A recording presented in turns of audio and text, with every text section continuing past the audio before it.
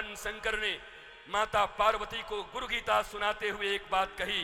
क्या कहा? सुनो पार्वती, हरि रूठे गुरु ठौर है, पर गुरु रूठे नहीं कोई और। अगर हरि रूठ गया तो गुरु के शरण में चले जाना, हरि को पकड़ के ले आएगा। लेकिन याद रख लेना, अगर गुरु रूठ गया तो हरि भी फिर गुरु को लाने में समर्थ नहीं होगा। इसलिए पार्वती को कहते हैं, सुन पार्वती, मैं तुझे बहुत प्रेम करता हूं। सती के रूप में तूने मेरी अनादर की, गुरु का अनादर किया, गुरु की अवज्ञा की, भगवान की अवज्ञा की। लेकिन पार्वती के रूप में तुमने अपने गुरु नारद की एक एक बात का पालन किया। जब विष्णु का रिश्ता तुम्हारे पास आया, तुमने त्याग दिया और कह दिया कि मुझे भगवान शंकर ही वर के रूप में चाहिए। लोगों ने तुमसे पूछा, क्या शंकर से तुम्हारा प्रेम है? तो तुमने कह दिया, मैं शिव जी को भी नहीं जानती, मेरे गुरु ने कहा है कि तुम्हें शिव से ब्याह करना है, इसलिए मैं अपने गुरु की वाणी पर शिव से ब्याह करूंगी। मेरी गुरु वाणी में मेरा विश्वास है, और चूंकि गुरु वाणी में तुम्हारा इतना विश्वास है पार्वती, इसलिए गुरु गीता सिर्फ मैं तुमसे कह सकता हूं और किसी से नहीं कह सकता। हमारी जिंदगी का भी एक अजीब फलसफा है भाई।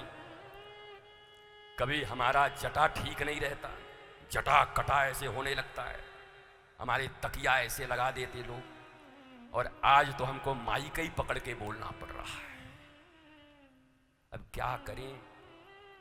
हम भी सोचते हैं, ये माइक भी कह रही है कि केवल लोगों से प्रेम करोगे, मैं इतने दूर दूर तक तुम्हारी बात पहुंचाती हूं, जरा हमको भी पकड़ लो, हमको भी थाम लो गुरुदेव, हम भी तुम्हारे ही साथ हैं।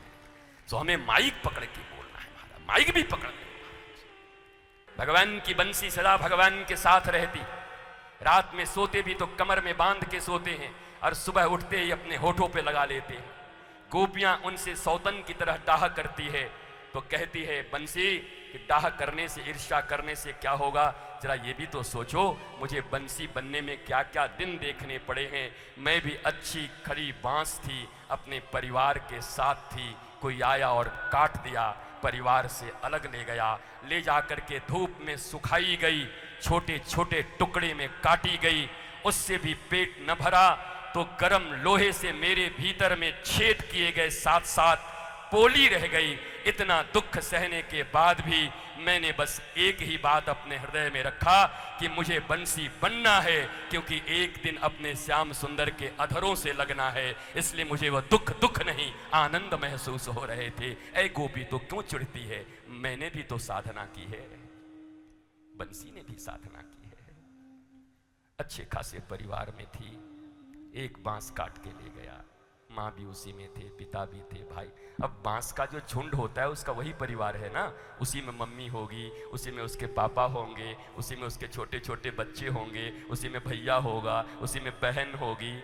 पर एक आया और आके कट से सबसे बढ़िया काट के ले गया। चिल्लाते रह गए लोग, कहाँ ले जा रहे हो मेरे बेटे को, कहाँ ले जा रहे हो मेरे बेटे को, मेरी बेटी को मत ले जाओ। पर वो बेटी गई, बोली चिंता मत करो माँ, इस बांस को तो लोग बहुत अच्छे रूप में नहीं देखते, बांस देखते ही बस अंतिम क्रिया याद आती है। पर आज जो मैं कट के तुम्हारे पास से अलग जा रही हूँ साधना करने के लिए, एक दिन तुम्हारे बांस के झुंड से निकलकर गुरु मुझे साधना कराने को ले जा रहे हैं। इस बांस को तो बड़ा अपवित्र मानते हैं, मुर्दा जलाने के काम, मुर्दा ले जाने के काम आता है, पर मैं तुम्हारे घर से निकलकर गोविंद के लिए जा रही हूँ। एक दिन यही बांस की बंसी पूरी दुनिया में कृष्ण के मुख से लगी होगी और सारी दुनिया बंसी की पूजा करेगी, और बंसी के अवतार होंगे संतों के रूप में।